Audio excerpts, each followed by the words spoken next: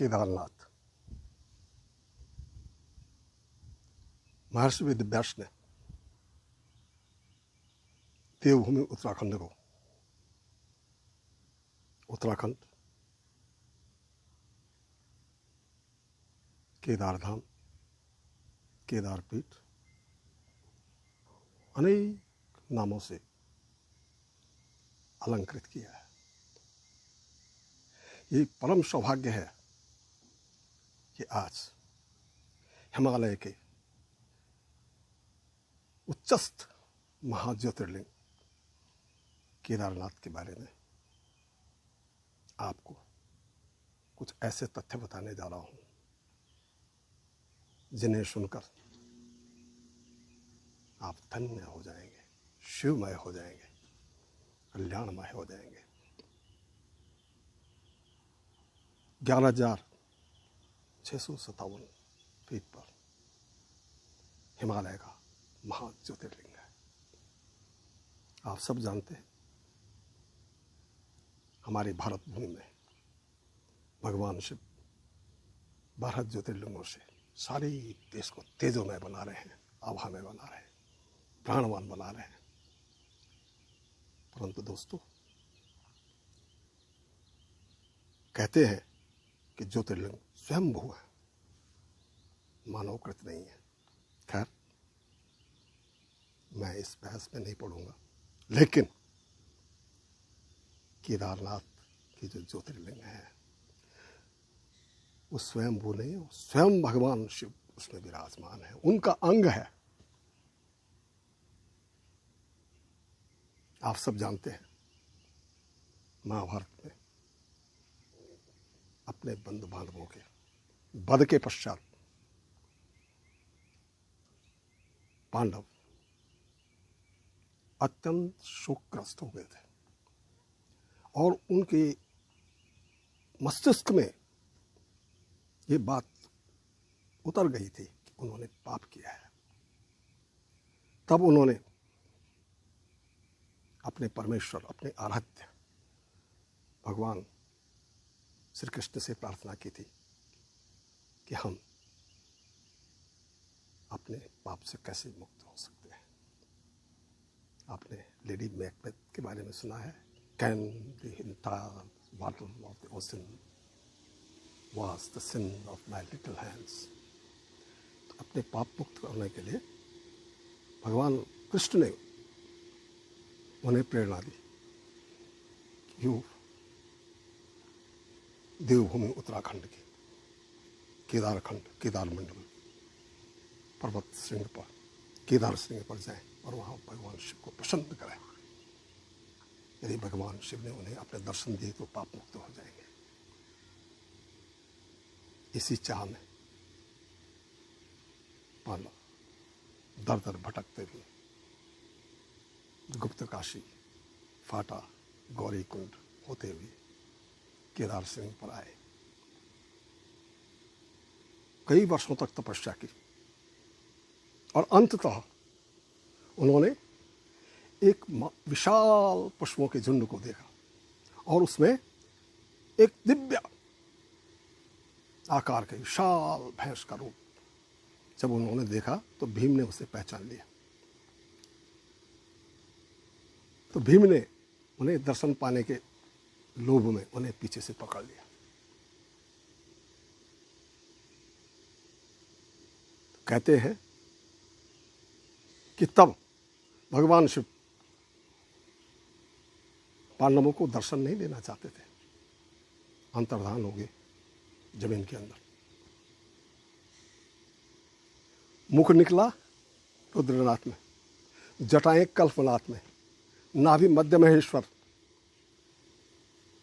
और हाथ तुंगनाथ और पृष्ठभाग भीम भी महाबली था, 10,000 हाथियों का। भगवान को उसने प्रसन्न कर दिया था तो पृष्ठभाग जो है वहीं रह गया। और तब उस पृष्ठभाग से स्वयं शिव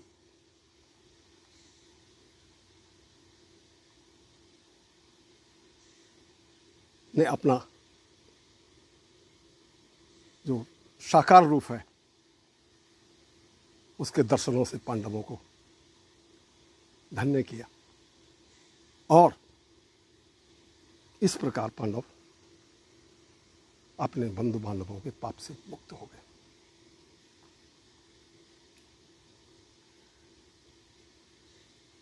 यहां मैं आपसे ये कहना चाहूंगा कि क्या पांडवों के जाने से ही वहां महाज्योतिर्लिंग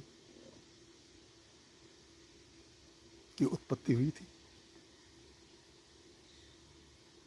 यस, जो पृष्ठभाग है। लेकिन हमारे आदि ग्रंथ हैं और हमारी जो हिंदू मान्यताएं हैं, सनातन धर्म की मान्यताएं हैं, उनके अनुसार नर नारायण ने कई हजार वर्षों तक बद्रिका श्रम में यानी बद्रीनाथ में भगवान शिव को प्रसन्न करने के लिए तपस्या की थी, बद्री वृक्ष के नीचे। तब भगवान शिव ने प्रसन्न होकर उन्हें अपने दर्शन कराए थे और उनसे वर मांगने को कहा। तो आप जानते हैं नारायण ने उनसे क्या वर मांगा? उनको बद्रीनाथ अलकनंदा के तट पर जो सुरम्य है, तप्त कुंड से अभिभूत है, अत्यंत भाग गया था। तो उन्होंने भगवान शिव, तो आशुतोष है कि हे ईश्वर, हे भगवान शिव, आप मुझे अपना ये परम धाम दें, क्योंकि भगवान शिव वहीं वास करते थे। और आप केदार श्रृंग वहां जाकर के निवास करें। तो कहते हैं कि तब से भगवान शिव केदार श्रृंग पे आए। वहीं नर नारायण ने पुनः उनकी कई हजार सालों तक तपस्या की और ज्योतिर्लिंग के रूप में भगवान शिव समस्त केदार श्रृंग पर्वत की तब से शोभा बढ़ा रहे हैं। खैर, बहरहाल आपने कई बार सुना है कि जब गंगा स्वर्ग से अवतरित हुई थी तो शिव जी ने उन्हें अपनी जटाओं में धारण किया था। खैर, चित्रों में हमने कई बार देखा है, परंतु आपको सुखद आश्चर्य होगा कि यदि आप कभी केदारनाथ गए तो पंच गंगाएं, मंदाकिनी, सरस्वती, मधुगंगा, क्षीर गंगा और दुग्ध गंगा, 5 गंगाएं शिव की जटाओं का अभिषेक कर रही है। आहा, धन्य भारत भूमि भावे, धन्य है मेरी भारत की भूमि, धन्य है मेरा उत्तराखंड और धन्य है मेरा केदार मंडल। आदि गुरु शंकराचार्य, लोग कहते हैं कि ईसा 8वीं सदी में, 800 सदी में वो यहाँ आए थे। कई विद्वानों का मत है कि ईसा से पूर्व 2500 सदी पूर्व इसी केदार श्रृंग पर आए थे। तो कहते हैं मंदाकिनी सलिल चंदन चर्चिताय नंदीश्वराय प्रमथनाथ महेश्वराय मंदार पुष्प बहुपुष्प सुपूजिताय तस्मै मकाराय नमः शिवाय। यहाँ मंदाकिनी के परम पावन जल से जिनका अभिषेक होता है, चंदन के सुगंधित लेप से जिनकी शोभा बढ़ाई जाती है, अभिषेक होता है, मंदार पुष्प, मंदार, ब्रह्मकमल कौल जिन्हें हम कहते हैं, अनेक पुष्पों से, बेल से, बेल पत्र से जिनकी पूजा की जाती है, भूतों के यानी मानव, देव, गंधर्व, यक्ष, किन्नर, नर, पिशाच, सबके जो आदि देव हैं, भूतनाथ हैं, मैं उनको प्रणाम करता हूँ, उनके चरणों में अपना शीश नवाता हूँ। अब मैं आपको भगवान शिव का ऐसा अलौकिक रूप वर्णन करने जा रहा हूं जिसे सुनकर आप आश्चर्यचकित हो जाएंगे। आप सब जानते हैं कि भगवान शिव प्रलय के देवता हैं, लेकिन दोस्तों भगवान केदारनाथ में भगवान शिव अपनी तीनों शक्तियों के साथ निवास करते हैं, क्योंकि वो देवादिदेव हैं। विष्णु के भी आराध्य हैं, ब्रह्मा के भी आराध्य हैं, उनकी शक्तियां उनमें निहित हैं। अब आप कहेंगे कि भाई क्या प्रमाण है? जैसे मैंने कहा था, ये स्वयं शिव का ही अंग है, यहाँ पृष्ठभाग है, और 3 शिलाएं हैं, पिरामिड के आकार का है ज्योतिर्लिंग, अन्य ज्योतिर्लिंगों से भिन्न। और आपको सुनकर के आश्चर्य होगा कि 3 शिखर हैं इस पिरामिड पे, और एक में ब्रह्मा के चिन्ह, एक में विष्णु के चिन्ह, और एक में स्वयं भगवान शिव के चिन्ह विराजमान है। लेकिन शिव तो शिवा के बगैर शव के समान है। तो बिंदु, अर्धचंद्राकार बिंदु इस महा ज्योतिर्लिंग में विद्यमान है, और इसकी प्रामाणिकता केवल महाज्योतिर्लिंग में नहीं है। इसकी उत्सव मूर्ति, जिसे हम भोग मूर्ति कहते हैं, जो शीतकाल में ओंकारेश्वर मंदिर ऊखीमठ में विराजमान रहती है, उसमें कभी आपको दर्शन करने का सौभाग्य प्राप्त हो तो 5 फलक है। एक स्वयं शिव का, एक महारुद्र का, एक विष्णु का और एक ब्रह्मा का, और एक आकाश की तरफ देख रहा है, अध्यात्म का प्रतीक। दैहिक दैविक भौतिकता पा इनसे परे ईश्वर में स्वयं मोक्ष, क्योंकि इसे मोक्ष का धाम कहा जाता है। महाज्योतिर्लिंग की तरह भगवान केदारनाथ का मंदिर भी अद्वितीय है, अलौकिक है। कहते हैं कि पांडवों ने इसका निर्माण किया था, इसका जीर्णोद्धार भी हुआ। तो आपको सुनकर सुखद आश्चर्य होगा कि केवल एक पत्थर की शिला में इस मंदिर का निर्माण किया गया है। बताइए, 12,000 फीट की ऊंचाई पर, और एक एक जो है, जो पत्थर है, जो जिससे मंदिर बनाया गया है, 12-12 इंच मोटा है, और बीच में लोहे की प्लेटें, लॉकिंग सिस्टम। उस जमाने में हजारों साल पहले, कोई सीमेंट नहीं, कंक्रीट नहीं,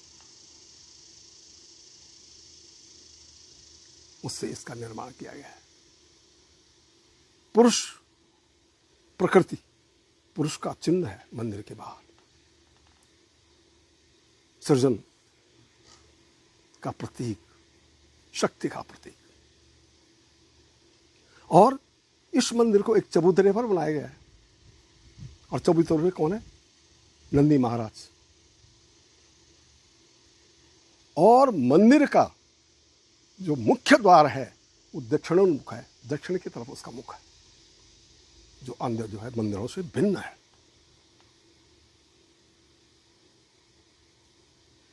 आपको सुनकर सुखद आश्चर्य होगा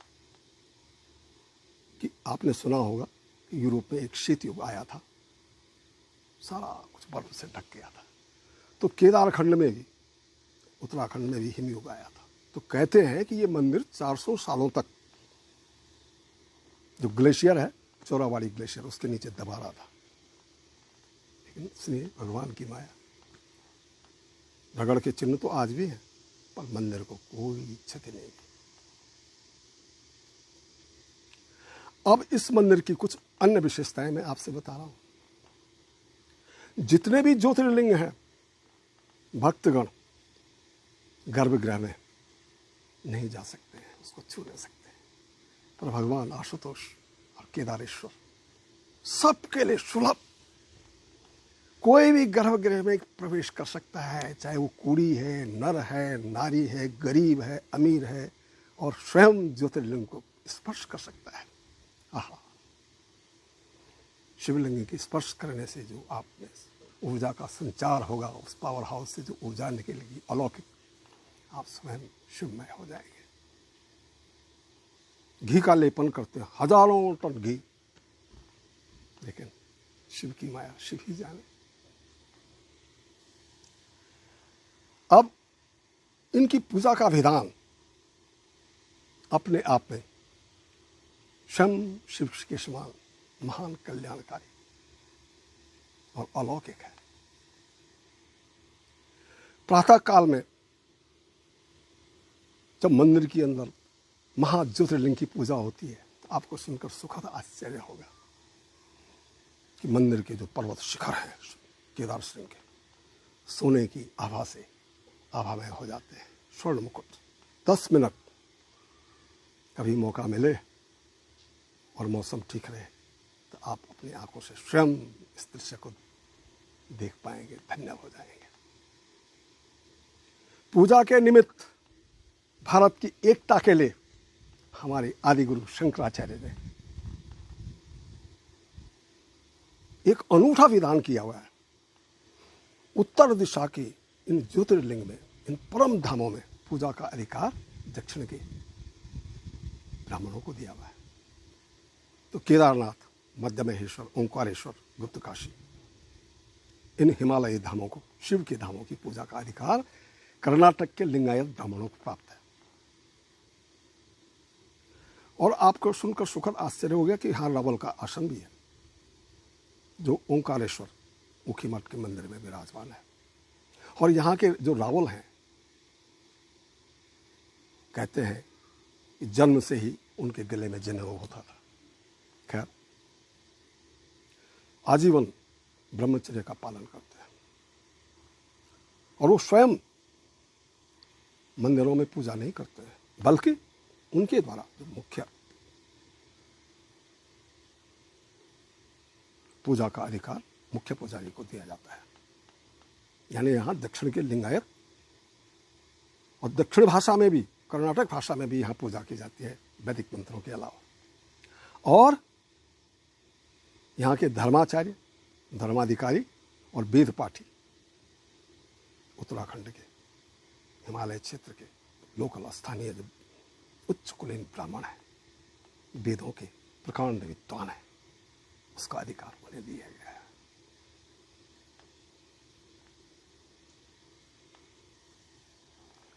अब आपको मैं एक नई बात बताने जा रहा हूं कि इस केदार श्रृंग का नाम केदारनाथ कैसे पड़ा। निश्चित ही केदारनाथ के स्वामी महान शिव हैं, लेकिन इसका नामकरण सतयुगी राजा केदार के नाम से पड़ा था, जो भगवान शिव का परम भक्त था और अपनी अनन्य सुंदरी अपनी पुत्री वृंदा के साथ इसी केदार श्रृंग पे आए थे। हजारों साल तक उन्होंने शिव की तपस्या की और शिव से वरदान पाकर पुनः अपने राज्य में वापस चले गए। उन्हीं के नाम पे इस केदार श्रृंग का नाम केदारनाथ पड़ा है। और उनकी जो सुपुत्री थी वृंदा, वो परम शिव में इतनी तल्लीन हो गई कि उसने अपना सारा जीवन शिव के लिए अर्पण कर दिया और उसी के नाम से इस क्षेत्र को वृंदावन के नाम से भी जाना जाता है। और आप क्या जानते हैं कि जो ब्रह्म कमल है वो, यानी वृंदावन, इसका आदि नाम वृंदावन था, उसके नाम से इसका नाम वृंदावन भी। वो वृंदावन नहीं, कृष्ण वाला। तो वो ब्रह्म कमलों की स्वामिनी थी। और आपको तो पता है कि भगवान शिव ने जब संकल्प किया था सुदर्शन चक्र को वापस पाने के लिए, भगवान शिव की स्तुति की थी। 98 ब्रह्म कमल अर्पित करने के बाद ब्रह्म कमल वृंदा ने लुप्त कर देते शिव की आज्ञा पर। तब भगवान विष्णु ने अन्य कोई रास्ता न देखकर अपने दोनों आंखें शिव को अर्पित कर दी थी। तो प्रसन्न होकर भगवान शिव ने उन्हें पुनः सुदर्शन चक्र प्रदान किया था। इतना ही नहीं, रावण ने भी इस केदार श्रृंग पर भगवान शिव की अनन्य भक्ति के साथ स्तुति की थी। और कहते हैं कि उन्होंने अपनी 12 पुत्रियां शिव की सेवा में अर्पित कर दी थी। लोक कथाएं कहते हैं कि आज भी रावण की वो पुत्रियां अछरियों के रूप में, माने पहाड़ी लैंग्वेज में अछरियां, इन पर्वत शिखरों पर विचरण करती रहती है।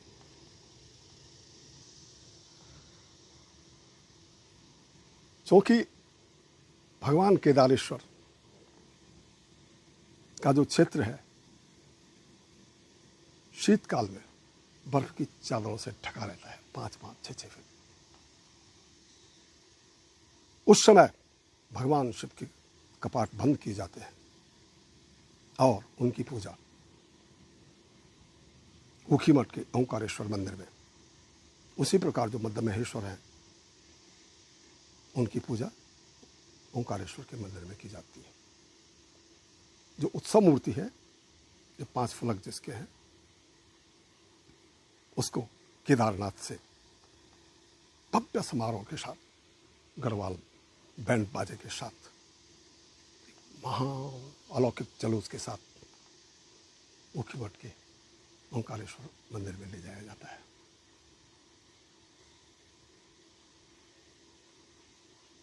और केदारनाथ में यक्ष, गंधर्व, किन्नर और देवता, इन 6 महीनों में भगवान शिव की पूजा करते हैं। इसका प्रमाण अखंड प्रकाश दीप यहां जलता रहता है। और इतना ही नहीं, कई लोगों का मत है कि जब भगवान की उत्सव मूर्ति ओंकारेश्वर की तरफ जाने लगती है तो उसी समय वाद्य यंत्रों के साथ यक्ष, गंधर्व और किन्नर इस केदार मंदिर की तरफ बढ़ने लगते हैं। उनके बाजे गाजे, उनके स्वरों से आकाश संगीतमय होने लगता है। आप सब जानते हैं हिमालयी सुनामी 2013 जून के महीने में हिमालय में एक महाप्रलय आया था, चारों धामों में। लेकिन शिव के नेतृत्व खुले थे इस केदार धाम में। पाप बढ़ गए थे, आकाश से मोटी मोटी वर्षा की बूंदें, बिजली कौंध रही थी। 5 गंगाएं, मंदाकिनी, सरस्वती, क्षीर गंगा, मधु गंगा, दुग्ध गंगा, इन्होंने समुद्रों का रूप धारण कर लिया था। और केदारनाथ के ऊपर एक कांति ताल है, चौराबाड़ी ताल के नाम से जो विख्यात है। कहते हैं कि शिव जी ने सप्तऋषियों को सबसे पहले योग की शिक्षा इसी जो है सरोवर के किनारे दी थी। उससे केदार डोम से भां पर्वतखंड गिरा और उसका सारा जल प्रवाह हजारों समुद्रों की भांति केदार पीठ की तरफ बढ़ने लगा।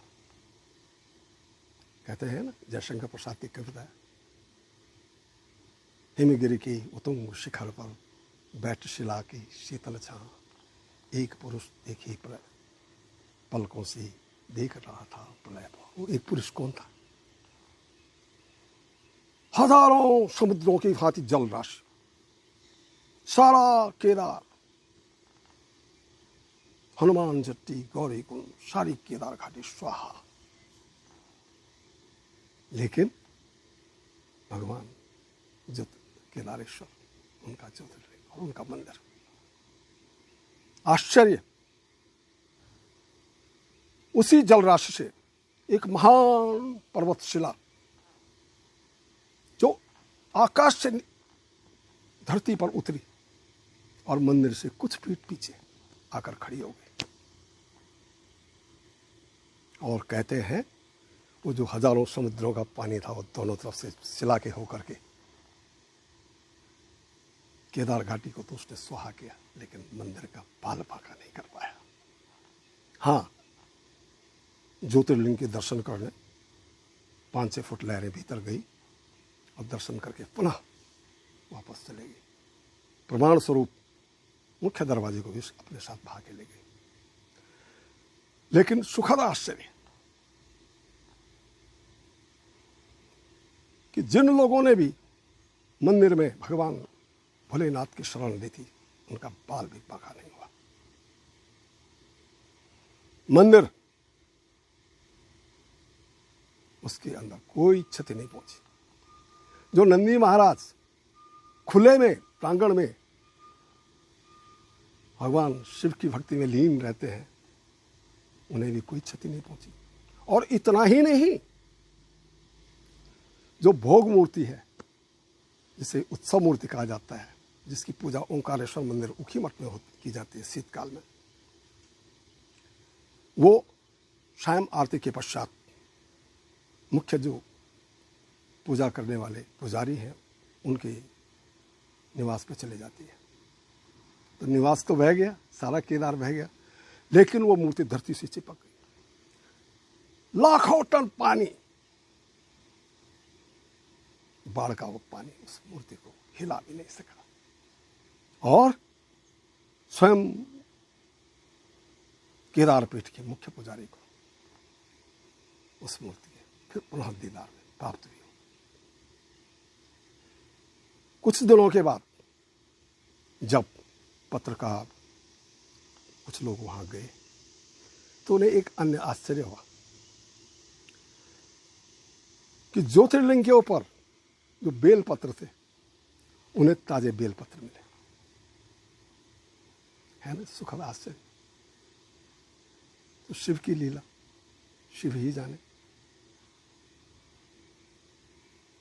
हजारों लोग इस त्रासदी में सदा सदा के लिए हमसे बिछड़ गए, लेकिन मुझे पूरा विश्वास है कि उन्हें भगवान शिव ने स्वयं अपना शिवलोक प्रदान किया होगा, उन्हें मोक्ष की प्राप्ति हुई। अब मोक्ष की बात करते हैं। उत्तराखंड में 4 हिमालयी धाम है। स्वयं केदारनाथ, बद्री विशाल, गंगोत्री, यमुनोत्री, हजारों सालों से मोक्ष की कामना से लोग इन धामों की पूजा करने जाते हैं। लेकिन दोस्तों, अब समय बदल गया है। इस महाप्रलय के बाद और हमारे यशस्वी नेतृत्व के कारण अब केदारनाथ और 4 धामों की काया पलट रही है। भव्य और अलंकृत रूप से सारे उत्तराखंड को, 4 धामों को सुसज्जित किया जा रहा है। सारी आधुनिक सुविधाएं यहां मुहैया की जा रही है। आने जाने के साधनों का विकास किया जा रहा है। प्रलय की, प्राकृतिक आपदाओं की सूचना देने के लिए उपकरण लगाए जा रहे हैं। आपके इलाज के लिए चिकित्सक का प्रबंध किया जा रहा है। आने जाने के साधनों के लिए घोड़ा, कंडी, डंडी, पालकी के अलावा हेलीकॉप्टर तो है ही, लेकिन शायद रोपवे भी अब जल्दी बनने वाला है, उसको भी दिशा दी जा रही है। स्वयं हमारे जो प्रधानमंत्री, यशस्वी प्रधानमंत्री हैं, शिव के परम उपासक हैं और शिव की प्रेरणा से उन्होंने देश का नेतृत्व संभाला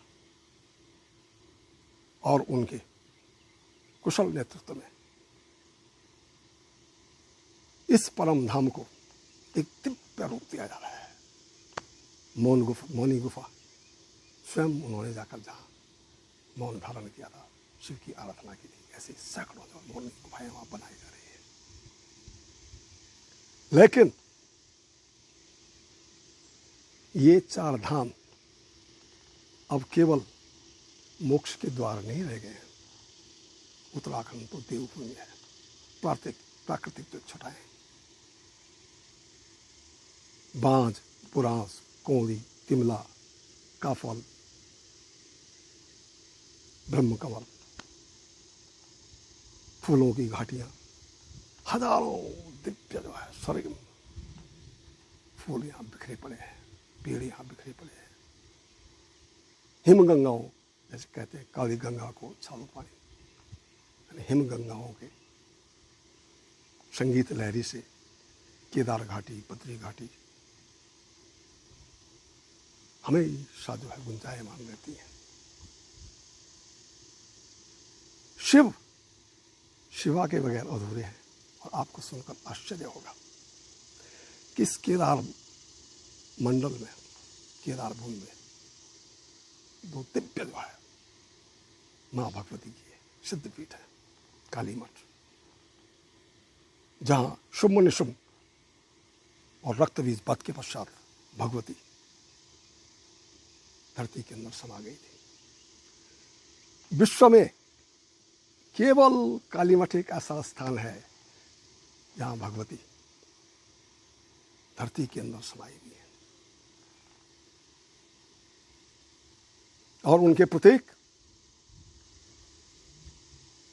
एक पत्थर की शिला की वहां पूजा की जाती है। कहते हैं कि स्वयं भगवती अपने समस्त वैभव के साथ धरती के अंदर इस भूमि को वीर्यवान बना रही है, प्राणवान बना रही है। और मंदिर के समीप जो सरस्वती नदी बहती है, मंदिर के दूसरी दिशा में यानी बाईं तरफ एक ऊंचे पर्वत पर काल शिला है, एक महान शिला, दिव्य शिला, जिस पर सती के दक्ष यज्ञ में आहुत हो जाने पर जब भगवान शिव मत्त हो गए थे तो भगवान विष्णु ने अपने सुदर्शन चक्र से शिव की अंग प्रत्यंग काटे थे। तो कहते हैं कि शिवा के अंग, सती के अंग प्रत्यंग उस कालशिला पर पड़े थे।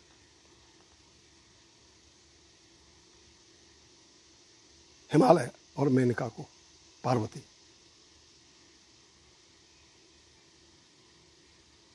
इसी शिला की देन है। कहते हैं कई सालों तक उन्होंने शिला की पूजा की थी और तब उससे एक अलौकिक तेज निकला था जो पार्वती के रूप में इस तरह पर अवतरित हुई थी शिवा। और गुप्त काशी के समीप फेगुपीठ में शाकंबरी जो सिंहवाहिनी दुर्गा है, उसने वहां दुर्ग राक्षस का वध किया था और दुर्गा के नाम से चारों दिशाओं में प्रख्यात हुई थी और शिवा का वास है। बीच में गुप्त काशी। औरंगजेब ने जब महान ज्योतिर्लिंग बनारस को ध्वस्त कर दिया था तो कहते हैं कि कुछ ब्राह्मण, कुछ सन्यासी उस महान ज्योतिर्लिंग को गुप्त काशी लाए थे। कई लोगों का कथन है कि आज भी वो ज्योतिर्लिंग गुप्त काशी के मंदिर में विद्यमान है। इस मंदिर की एक अन्य विशेषता है, यहाँ एक कुंड है, उसमें दो जल धाराएं बह रही हैं, एक में गंगा की और एक में यमुना की। आश्चर्य,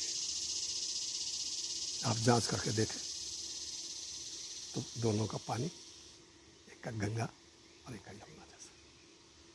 और ओंकारेश्वर मंदिर ऊखीमठ, जहाँ शीतकाल में भगवान केदार और पद्मेश्वर की पूजा हो जाती है। कहते हैं कि पार्वती ने इसी स्थान पर बाणासुर कन्या को संगीत की शिक्षा दी थी। यहीं पर कृष्ण के जो